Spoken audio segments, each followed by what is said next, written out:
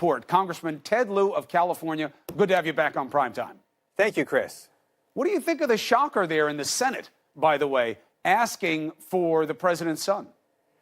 I am very pleased that some Republicans are now putting at least country above party. And you can't read the Mueller report and not come away thinking, whoa, there's some really bad stuff in here, and we need to get the bottom of what Russia did, as well as look at all the obstruction of justice cases that Robert Mueller laid out in the 10 instances he did.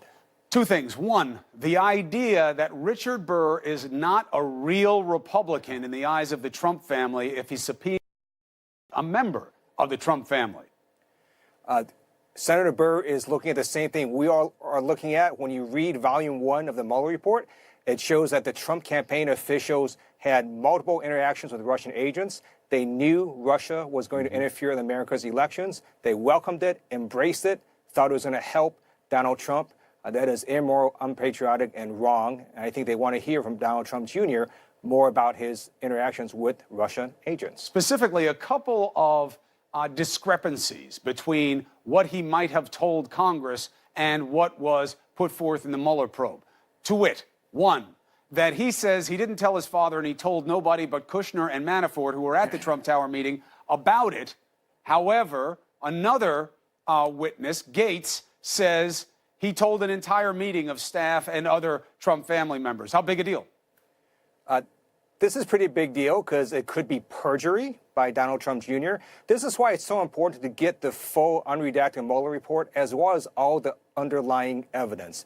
Every special counsel and special prosecutor's report before this, they've all been presented to Congress unredacted. So Leon Jaworski and Watergate, Congress got the full report. Ken Starr, Congress got the full report. So Attorney General Bill Barr is going way out of his way to disregard prior precedent.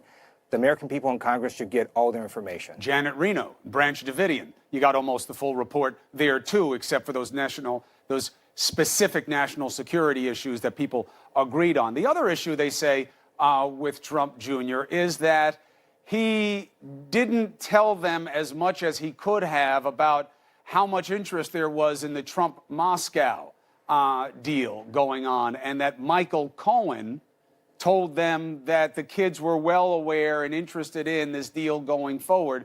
How big a deal is that? Any one of these instances are pretty mind-blowing.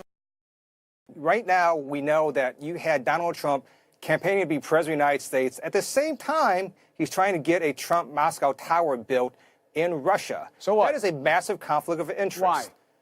Because Trump may be taking actions that benefit him and his family and help Russia, not the American people and not America.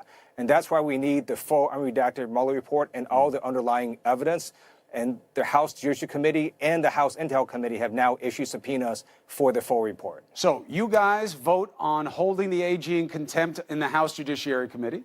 The president preempts by saying, well, now I'm going to assert privilege on all of this. I didn't have to give you any of the things that I did. I gave Mueller everything I could. Now you do this, I give you nothing. Was it worth it?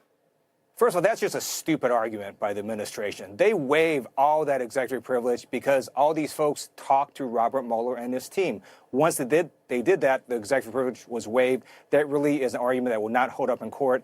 And we should take a step back and just ask, well, what is the administration doing? They're not just stonewalling the Judiciary Committee, they're stonewalling all committees, which shows that they're trying to hide information from the American people, and that is in direct violation of the Constitution. Or two points that I need you to deal with. One is, it's one thing to waive privilege to the executive. It's another thing in applying that privilege to Congress. That's one argument. The second argument is they don't want you to have a second bite at the apple. They don't want you to relitigate what Mueller already chewed over. So on the first point, that is nowhere in the case law. Once you speak to somebody else, you've waived privilege unless that person is your own attorney. And then in terms of relitigating this case, the way that Robert Mueller did his report, he basically said, look, I can't indict a sitting president, so I'm not even going to decide the issue of whether there's enough evidence to indict Donald Trump. Instead, I'm going to lay out the evidence and then let Congress decide, which is why we need the full report plus the underlying evidence. Otherwise, we can't do our job. Well, as we saw today, ironically, there was a settlement in the case between the DOJ during the Obama administration and the House committee that they were fighting with over Fast and Furious document turnover and information from the DOJ. The timing of that aside, the lesson is this can last forever if it goes to court. What's your strategy here to get what you want before all of my hair is gray? That is a great question. So we've learned the lessons from the AG Holder case. We're going to be doing it a different way. We believe we can get a pretty quick hearing in the courts if the House floor also votes for contempt, and we believe we'll get a good court ruling. In addition, we also have inherent contempt power. So if the House votes to hold Bill Barr in contempt, then we can do our own internal congressional processes to levy fines on him without having to go to court. Ted Lieu, I appreciate this. Everything is happening. Everything is in flux. Every day it is different. That's why we need you folks to weigh in and let the American people go